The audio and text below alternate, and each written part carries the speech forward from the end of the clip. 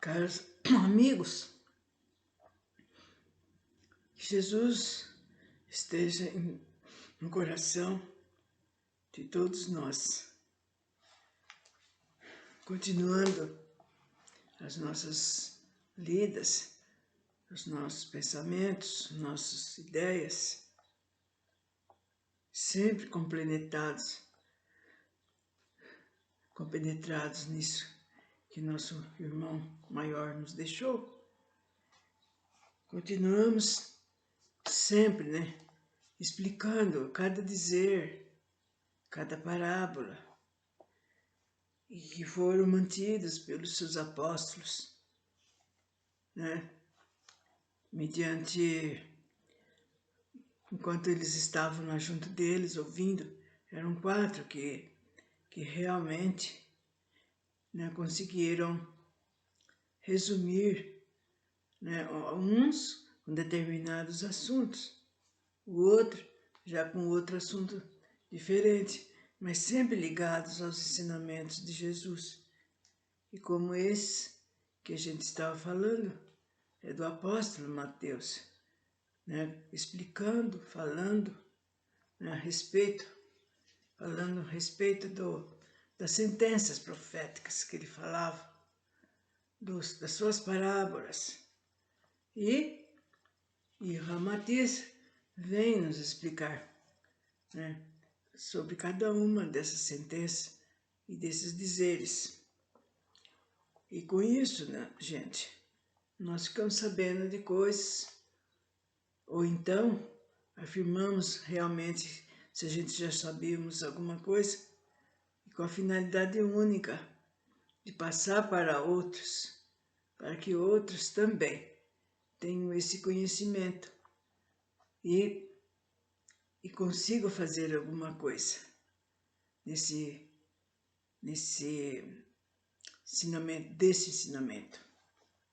Sede perfeitos, Jesus falava, sede perfeitos como meu Pai é. Que, aliás, gente, esse perfeito, essa perfeição, nós vamos atingir, sim, um dia. Nós não vamos ficar aqui eternamente, fazendo coisas imprudentes, coisas erradas, coisas mesquinhas, dando atenção a bobagens. Nós vamos chegar a uma hora que o nosso cérebro vai estar lá, vai mostrar. Não é por aí. Quanto tempo que Jesus está falando? Por que ninguém atende? Por que ninguém segue? Por que ninguém responde com as suas boas vontades? E esse sede perfeito, que um dia nós iremos alcançar, sim. Mas é lógico que temos muitas e muitas encarnações. Sob tal conceito de sede perfeitos, Jesus convoca o homem terrícola para desenvolver e adquirir conscientemente as qualidades que são permanentes em Deus. Sem dúvida, para o homem ser preciso, ele precisa, para ser preciso, como está pedindo, como está falando, é necessário conhecer e aceitar as leis do universo, gente, as quais dirigem e disciplinam todas as coisas e todos os seres em aperfeiçoamento. Porque vocês vejam bem, não somos só nós, os terrícolas, que estamos nessa batalha. Outros seres, outros viventes, que o nosso Pai criou, também estão em eterna evolução, estão em eterna luta para chegar no progresso. E nós já fomos como esses seres, gente, até atingirmos a essa fase do hominídeo. Então, o espírito encarnado na matéria, para alcançar a perfeição, precisa-se ajustar-se espontaneamente aos princípios universais, os quais derivam da lei única e do comando criador de Deus. De outro modo, o ser humano e as coisas da vida continuariam fora do ritmo evolutivo ou ascensional, pois isolados da fonte criadora divina. Perderia o rumo como navio sem bússola, perdendo precioso tempo em prejudicial deriva. Sob o amparo e a compreensão dessas leis evolutivas, o homem alcança, mais breve, o curso definitivo e prazenteiro da vida eterna. Assim como um corpo sadio deve funcionar absolutamente integrado às leis da fisiologia e da anatomia, o espírito perfeito reflete em si o ritmo harmonioso das leis que equilibram o próprio cosmo. Há, portanto, uma perfeita relação entre as leis do cosmo e o conceito evangélico de seres perfeitos. E, consequentemente, todos os filhos de Deus também hão de procurar ser perfeitos quando ajustarem-se integralmente aos princípios menores que se derivam da lei maior. A concepção moral de perfeição é uma decorrência natural da dinâmica apersuativa da lei divina, ou seja, da parte ao todo. É evidente que tendes de vos basear nos conceitos relativos e conhecidos do vosso mundo físico, para então deduzirdes comparativamente na concepção melhor possível do absoluto. Se o animal é uma fase de composição primária que esquematiza e plasma a futura configuração humana, o homem, por sua vez, é uma fase primária da concepção do super-homem ou do futuro homem.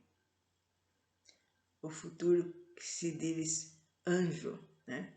Um futuro anjo, que ele chega numa perfeição tal que passa a ser anjo.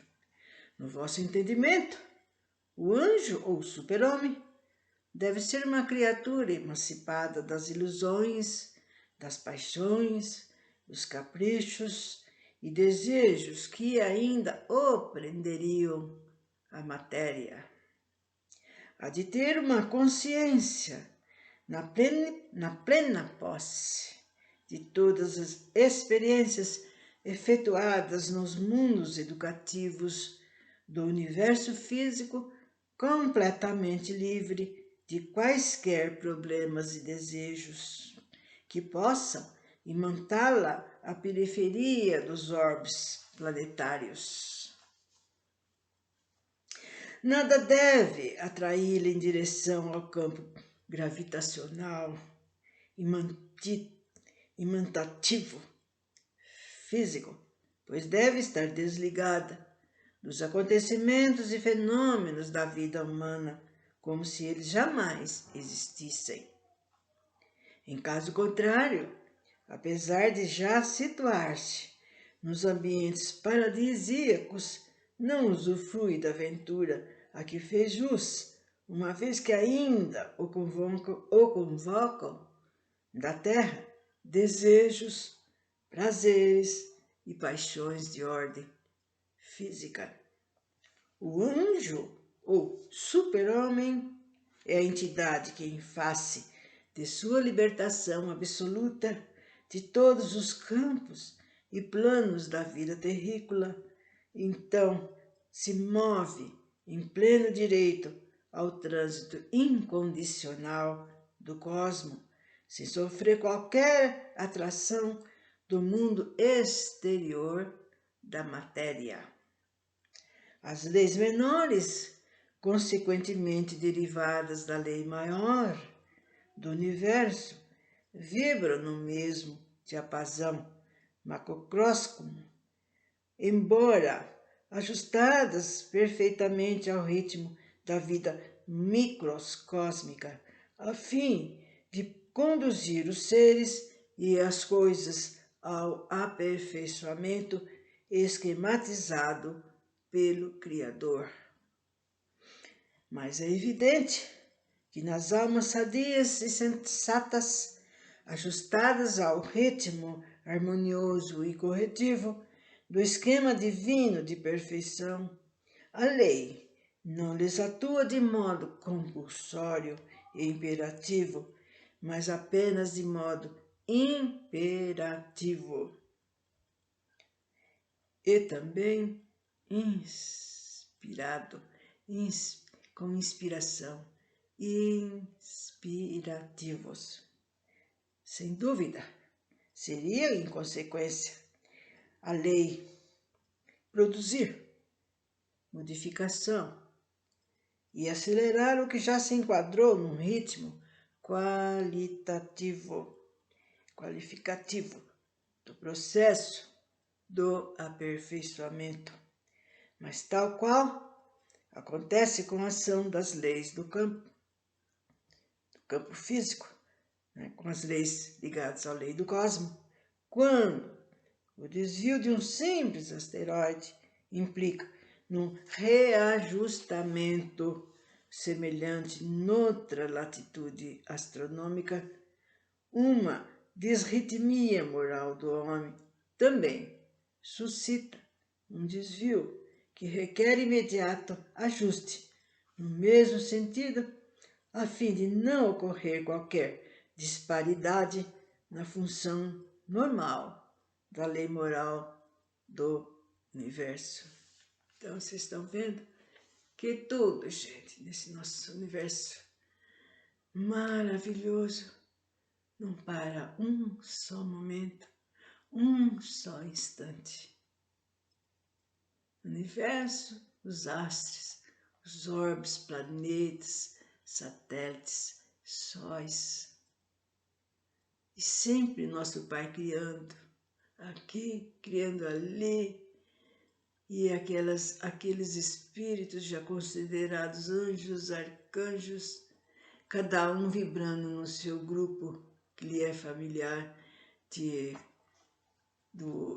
da constelação onde ele está. E enquanto isso, os viventes desses orbes sempre também se atuando, fazendo para que também evolua. Só que no momento nosso planeta ainda está nessa situação, né? Mas, como está agora vindo à tona muitos conhecimentos, muitas ideias, muitos pensamentos de seres que foram maravilhosos, que viveram aqui na Terra, que trabalharam em pró do terrícola. Então a gente, devagar, né, de uma maneira gradual, vai se vendo, vai se passando de um para o outro, devagar, mas sem parar, para que as coisas se modifiquem a contento. A massa d'água oceânica que avança periodicamente, devorando certas praias do Atlântico, equilibra-se harmonicamente com a massa líquida que recua e aumenta a superfície das praias do Oceano Pacífico. Então vocês veem que até na natureza, gente, tudo é arrumado, tudo é perfeitamente sincronizado, né? Sempre visando o benefício, as coisas boas, né? E mesmo quando acontece alguma coisa como maremotos, esses fenômenos, grandes inundações, né? é por alguma razão, para melhorar, para aprimorar determinadas coisas. Vocês não viram que outrora tinha a Atlântida, que ficava mais ou menos para cima do nosso Nordeste, bem para lá. E depois não foi para o fundo do mar. E agora nós sabemos que tanto ela como outras terras que estão abaixo do mar, elas vão novamente emergir e aparecer, né, como novas terras para se viver. E assim vai indo, gente. A gente fala, nossa, que coisa horrível que aconteceu isso. Mas sempre para mudanças, sempre para coisas melhores e sempre evoluindo.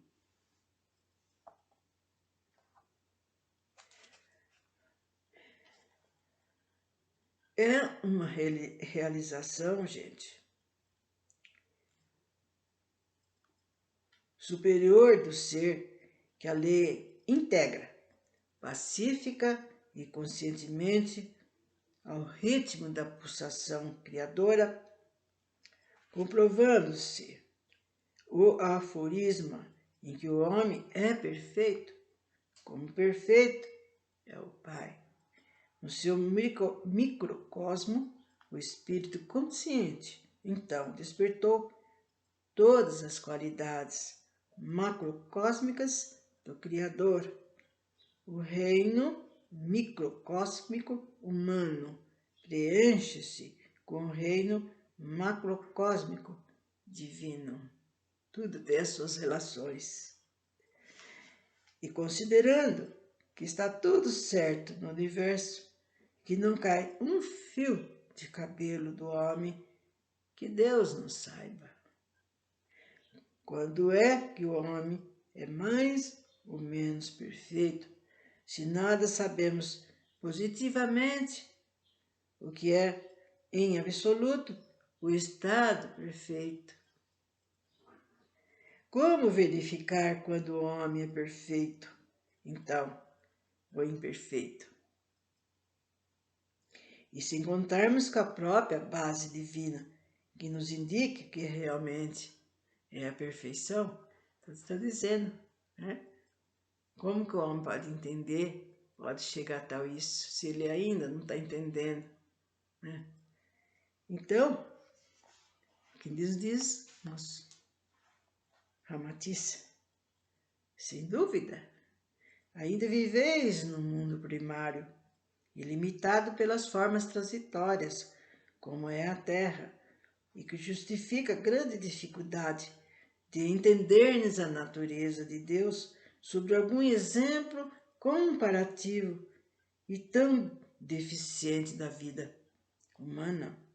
Creemos que seria bem mais fácil Einstein lograr sucesso ao transmitir a o tentote, o esquema dinâmico da lei da relatividade, do que um terrícola a perceber-se satisfatoriamente da verdadeira contextura de Deus.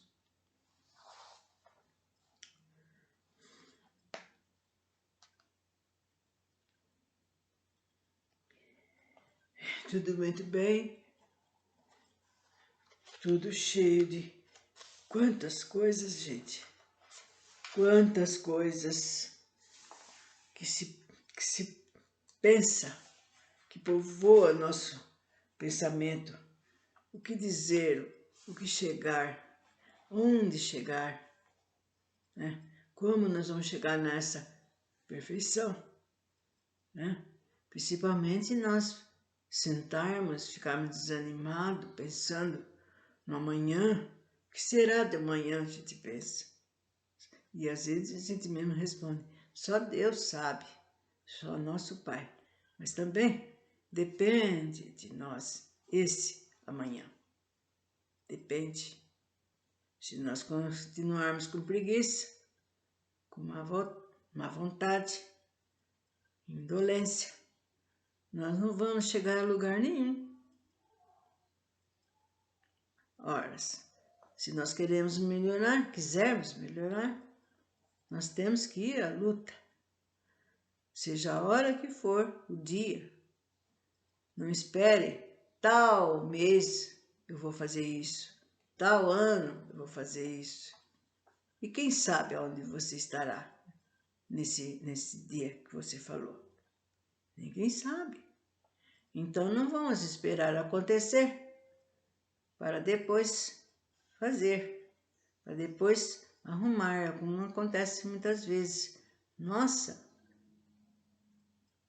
quanta coisa que eu podia ter feito, ou mesmo ajudado para que não acontecesse, ou fizesse alguma coisa. Depois que aconteceu, então não há jeito, não há modo. E assim é a vida, gente, que nós estamos plasmando para nós mesmos, né? Não é nem para o meu vizinho, nem para aquele, nem para ninguém. Eu sou eu, e você é você que tem que ver aquilo que é bom para você. Não esperar que alguém te empurre, te mostre. Vá à luta, pois nós estamos tendo mais uma oportunidade da gente melhorar, gente. Corram, não espero ver se realmente esses acontecimentos vêm vindo, se é mentira, se é ilusório, se foi falado para meter medo. Não foi nada disso. Realmente vai haver, não, está havendo, desde as décadas de 1960, que já está havendo esta mudança, gradativamente, né? Dia a dia. E não vai esperar que o homem acorde. Por isso, vamos, enquanto é tempo, deixamos a nossa má vontade de lado, que agora é a hora e a vez de fazermos alguma coisa, não em nosso benefício só, mas em benefício de todos nós, né? Enviando mensagem, fazendo coisas boas, procurando se edificar, porque se eu continuo com a minha imperfeição, com as minhas maneiras de ser, as minhas más virtudes, como é que eu posso passar algo para alguém? Então foi o que eu falei outro dia.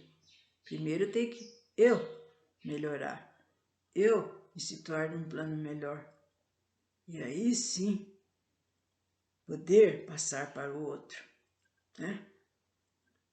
Então, conforme o apóstolo João, ele disse: ninguém poderá ver o reino de Deus se não nascer de novo.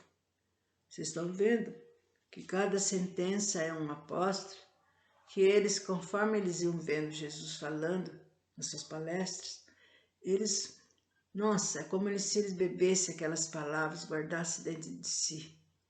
E depois, eles então, prestando atenção, usando a sua inteligência, eles iam nos lugares mais afastados, né?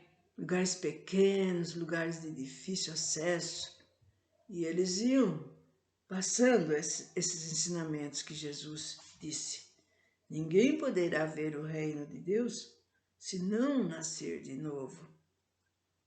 Então aqui está falando de quê? Nas nossas encarnações, né? Que ninguém eternamente fica vivo, materialmente. Chega um dado momento, na flor da idade, na mocidade, na velhice, a gente haverá necessidade de passar para o mundo espiritual, que é a nossa verdadeira pátria. E assim, se preparar para outras encarnações, até nós encarnarmos de tal maneira, sempre aprendendo, é lógico, porque para vir encarnar e não fazer nada é uma perda de tempo. Então, quando nós passarmos para o lado de lá, a melhor coisa que tem é procurar avidamente trabalhos, estudos, porque tem tudo do lado de lá, gente. Não pensa vocês que aqueles que melhoraram ficam olhando as estrelas, olhando para cá, são os que mais trabalham na espiritualidade, sempre correndo atrás daquele ser que precisa, né? Daquelas pessoas que estão na maior aflição, no maior desespero aqui no planeta. Sem dúvida, o Mestre Jesus referia-se à lei da reencarnação, ou seja, ao princípio equivalente à própria lei de renovação do universo. O vocábulo reencarnação, no seu restrito uso de ressurreição da carne, é um acontecimento plausível no mundo humano, mas algo semelhante ao que também ocorre de modo renovador no próprio cosmos. Através dos campos da manifestação, a diminuição da frequência vibratória da energia original para ajustar-se coerentemente às transformações características da vida física. Em virtude de sua natureza transitória e limitada, a matéria ou energia condensada, em suas transformações, passa por várias etapas, como nascer, envelhecer, morrer. A mesma energia condensada que promove a configuração dos mundos materiais é novamente desmaterializada na fase conhecida de noite de Brahma e recomposta outra vez no dia de Brahma, em que se constitui uma Vantara, ou grande plano.